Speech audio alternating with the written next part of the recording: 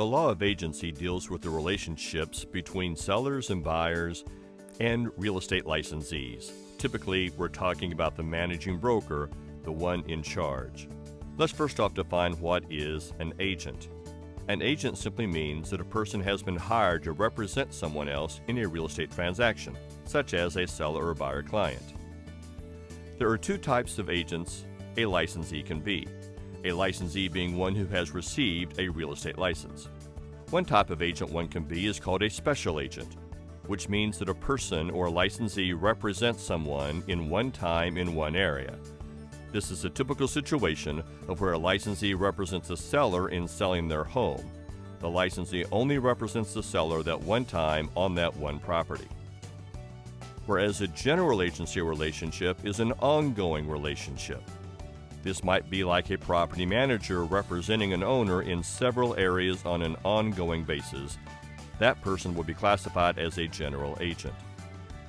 Many times at closing, a seller, for example, cannot be there to sign the documents, and so the seller would like to have someone else step in and sign their name on all of the legal documents at closing. The seller can go ahead and agree with someone else to become what is called their attorney in fact, which is a title given to someone who has received a power of attorney. So if the seller has a friend who is willing to sign their name on those closing documents, the seller would give the friend what is called a power of attorney document that needs to be signed, which allows the friend to sign the seller's name. So the power of attorney is what authorizes someone to sign somebody else's name on their behalf. Someone who has the power of attorney is referred to or called an attorney in fact. The attorney in fact is simply the title given to someone who has this power of attorney. Let's next talk about how agency relationships can be created. Most agency relationships are created on an express basis, which means both parties will clearly state their intentions, such as when a licensee lists a seller's home for sale. The opposite of that would be an implied agency situation, which is created by a person's actions. Implied agency is not where you want to be in real estate. An implied agency would be where a licensee says to a buyer, "Stick with me, I'll be sure to get you the best deal in town." The licensee is implying that the licensee is going to represent the buyer, but in fact that may not be the case without a signed written buyer agency agreement. So expressed agreements is where licensees should always be, meaning that the agreements are in writing and both parties are clearly stating their intentions. A principal or client, those two terms are interchangeable, is the party that hires the agent. So the principal or client who does the hiring will give instructions, so forth and so on. The agent who is hired to represent that principal or client must follow instructions as long as they are legal instructions and must always do what is in the best interest of their client. The agent who is hired always has a fiduciary obligation to the principal or client, which means the agent must do what is in the client's best interest. Finally, dual agency is where a licensee represents both a seller and a buyer at the same time on the same transaction. Some states allow this, some states do not. But for the states that do allow dual agency, this must be agreed to by all parties right up front. Let's discuss the law of agency duties, specifically client-level duties versus customer-level duties. First off, what does a licensee owe to a client? There are 6 duties owed to a client. They are as follows.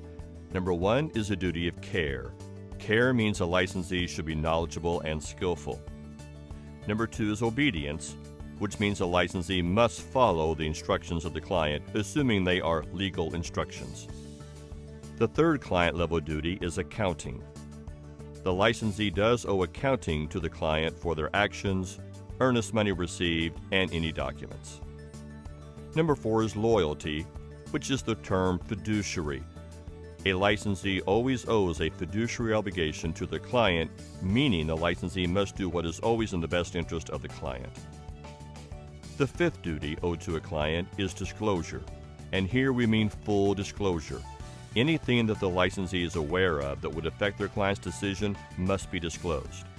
So if the licensee represents a seller, anything that would benefit the seller or affect the seller's decision would need to be disclosed.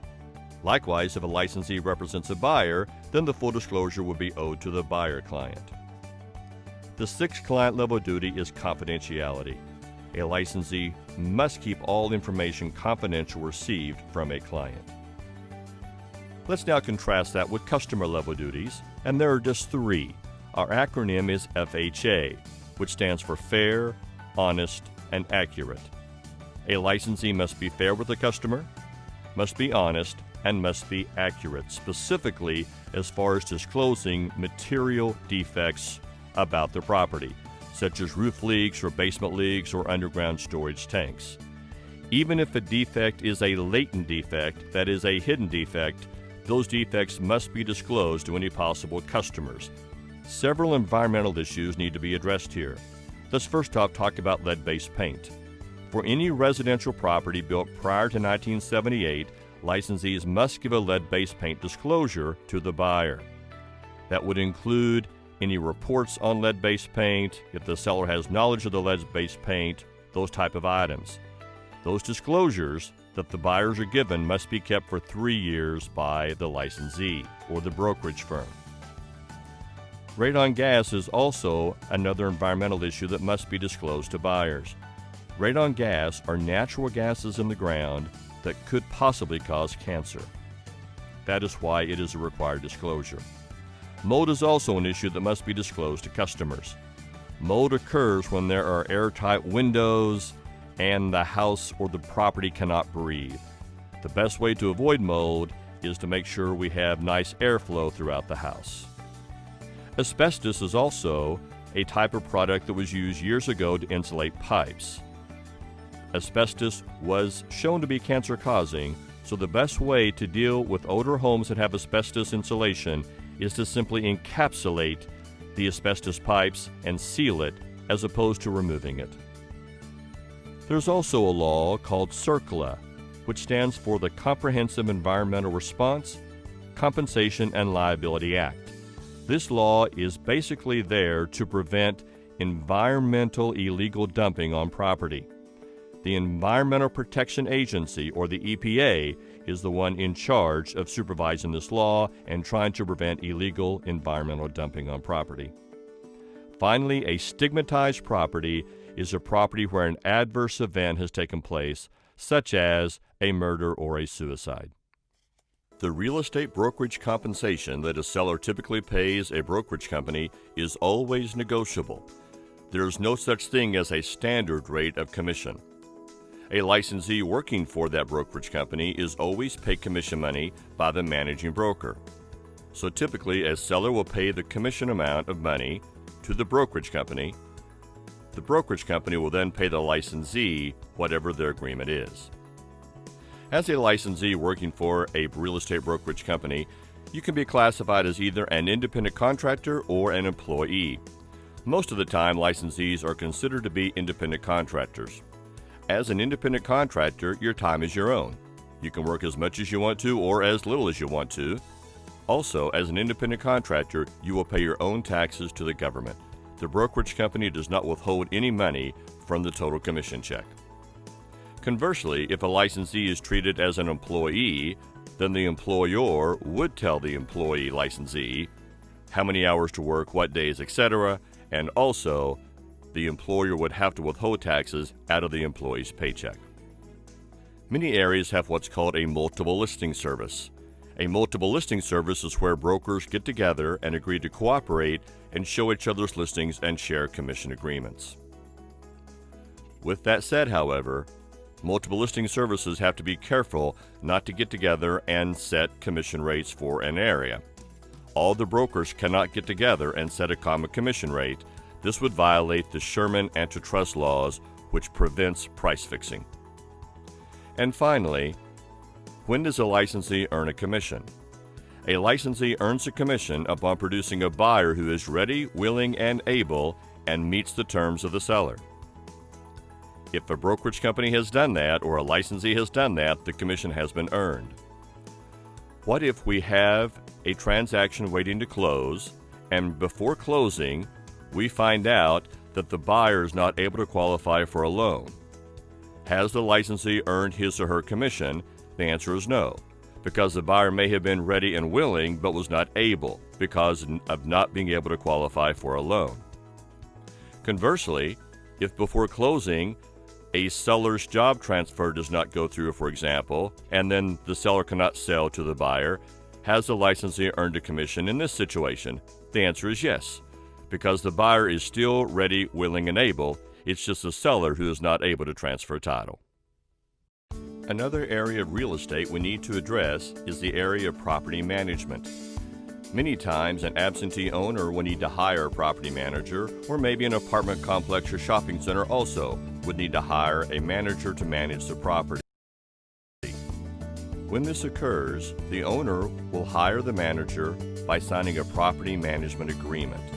The property management agreement needs to contain things like the length of time this agreement will be in force, also things like the function of the property manager. The vacancy rate typically is not part of the agreement, however, because the vacancy rate is more determined year to year based on the market conditions. The functions of a property manager typically include possibly finding tenants, repairs, maintenance, paying bills.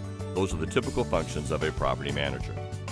Let's now discuss the settlement procedures or the closing of a real estate transaction. First off, who needs to be at closing? Typically, we need the seller there, we also need the buyer to show up, and we need a closing agent. A closing agent can be one of a lot of different people or organizations. The closing agent could be a brokerage company, it could be an attorney, it could be a title company. These are various entities that can serve as a closing agent. At closing, we will have the final closing statement, which lists all of the final closing costs for both the seller and the buyer. Remember, on closing statements, if we debit a person on the closing statement, that means the person owes the money. Likewise, if we credit a person on the closing statement, that means the person is receiving the money. When it comes to real estate leases, there are lots of clauses that should be included in a typical lease agreement. Things like the lease term, or if there are any options with the lease, such as an option to renew the lease or maybe an option to buy. Also, the lease should state all of the rules and regulations to make sure both the landlord and the tenant are aware of all the terms of the lease agreement. Once the lease expires, the landlord or lessor will get the property back due to the word reversion, which simply means the property goes back to our lessor once the lease expires. From the tenant's or lessee standpoint, the tenant does have the lease, which is considered to be the tenant's personal property. Also, the tenant has the right of quiet enjoyment, which means no third-party claims against that same property. There are various types of leases we will discuss. The first one is a gross lease. With a gross lease, this is where the landlord pays all the expenses.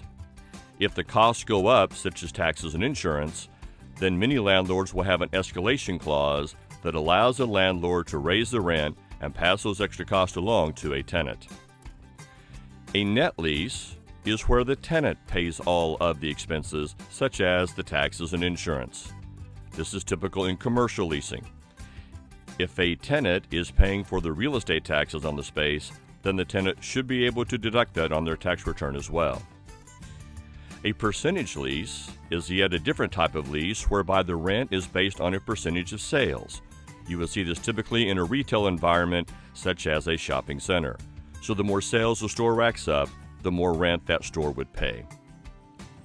A graduated lease is where the lease payments can go up or down, but it is predetermined. So if we have a 5-year lease, it could go up or down over the 5 years, but it is predetermined from the outset. Contrast that with an index lease, where your lease payments can go up or down, but they are based upon some kind of an index, such as the Consumer Price Index. This is typically used once again in commercial leasing. A ground lease is simply leasing ground. Sometimes an owner will want to separate the buildings from the ground, and so we separate that out with the ground lease specifically for people to lease, and then they can build the buildings. Many times a tenant will want to transfer their lease to another tenant before the time expires. There are 2 ways to do this. One way is through an assignment of a lease to a different tenant. With an assignment, both the original tenant and the new tenant are still liable to the landlord for the remainder of the lease term. Contrast that with subleasing. If a tenant decides to sublease the property to a new tenant, then the new tenant is liable to the original tenant, and just the original tenant is solely liable to our landlord. As far as termination of a lease is concerned, there are many ways a lease can be terminated. One would be mutual consent, maybe destruction of the property. It could also be a breach of the contract by either landlord or tenant. These are typical ways that a lease can be terminated. However, death of either the landlord or the tenant typically does not terminate a lease agreement. What if the owner decides to sell the property during the term of the lease? This has no effect on the lease agreement. The new owner, whoever bought the property, must honor the current leases that are in effect. Finally, what if we have a breach of an agreement? What if the tenant does not pay the rent? Then the landlord will have to evict the tenant. We call this an actual eviction. Contrast the actual eviction with a constructive eviction, which is the tenant's remedy. If the place is uninhabitable, such as no heat in the wintertime, then the tenant can actually leave and be released from the lease obligation due to what we call constructive eviction. Again, this is where the place must be so bad that it is uninhabitable. Three main types of listing contracts that real estate agents can use in listing property for sale. The first one is called an open listing, which means it's basically open to everyone. The person who finds the buyer or is the procuring cause is the person who gets paid the commission money. So, for example, the owner could sell himself or herself and not have to pay a commission, or lots of brokers in town can all have open listings, and the only broker who gets paid is the one broker or brokerage company who actually procures the buyer for the property. And when we say broker, we mean broker or licensee brokerage company. Remember, the commission is always paid to the brokerage company. So with an open listing, we might have several yard signs out front. We might have a for sale by owner sign and a Realty A sign and also a Realty B sign, because both Realty A and Realty B could have an open listing, which means they can try to find a buyer for the property. You typically see this in rural areas. A second type of listing contract is an exclusive agency agreement, which puts us down to 2 yard signs where we have 2 people authorized to sell. We have the for sale by owner sign because the owner can still sell himself or herself and not pay a commission, but we're down to 1 brokerage company. Realty A we'll use in our example here. That doesn't mean other brokers can't try to find buyers, but everyone must work through the exclusive listing brokerage company, and that will be Realty A. The third type is an exclusive right to sell agreement, which is by far the most common. The exclusive right to sell is where we're down to 1 yard sign, and that is Realty A. The brokerage company is the sole entity authorized to sell the property and receive commission money. So with an exclusive right to sell, even if the seller finds the buyer, himself or herself, the brokerage company still gets paid a real estate commission because the brokerage company is the sole person or sole entity authorized to sell the property. A different type of listing that is illegal is called a net listing. A net listing is where the commission money a brokerage company receives is the difference between what the sale price of the property is versus what the seller wants to net out. So if a seller wants to net $100,000 and says to the brokerage company, anything above that in price you get as commission, and the brokerage company sells it for $150,000, that $50,000 difference would be the commission amount. That is called a net listing, and that is illegal. You cannot do that. Listings must have an expiration date. Listing contracts can be anywhere from 3 months to 9 months. Whatever the parties agree on is just fine. As far as termination of a listing, several things might terminate a listing agreement. Things like the property sales or time expiration, maybe condemnation of the property. Recall, condemnation is the process used with the right of eminent domain. Destruction of property, those are all things that might terminate a listing agreement. One other item would be death of either the seller or the brokerage company, or in this case, the managing broker. Remember, the agreement is between the seller and the brokerage company or managing broker, and death of either one of those parties would terminate the listing agreement. Finally, a brokerage company wants to make sure that the company is protected in case the company produces a buyer for the property, but the seller and buyer wait until after the listing expires to consummate the deal.